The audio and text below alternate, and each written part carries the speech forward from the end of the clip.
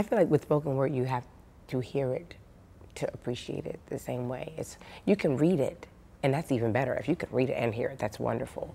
But for some people, it's mainly hearing it that really gives them the impact, is seeing the person feel the words that makes the impact. And people are more so running off of their energy, but they really may not have even heard or digested what was said.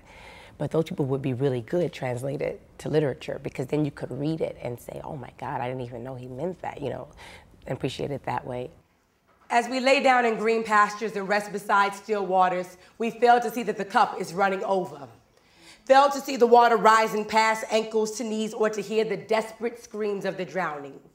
It is far more comforting for us to assume that they are just hydrophobic.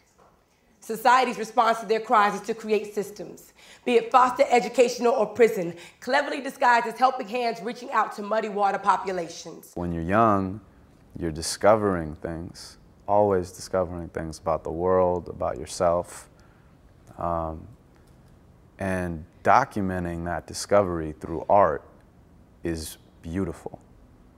And when I think of myself when I was a kid, the thing that drew me to hip-hop and drew me to poetry and eventually drew me to acting was that I didn't need anybody else to do it, that it was something that I could create on my own from my own life experiences.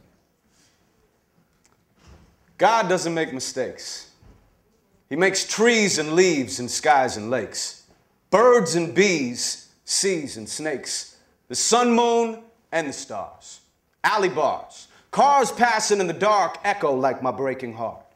You hear them in the distance, you feel it in your soul. You've got to break yourself apart if you want to be whole. I'm in this hole, but I'm crawling towards the light by free falling into my hindsight.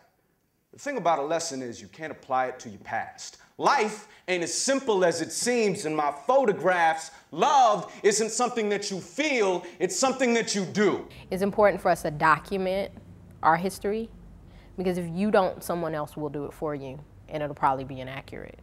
So you have to write your own story, and then people can relate and connect to you because they'll read it or they'll hear it and they'll say, oh, that's my story too.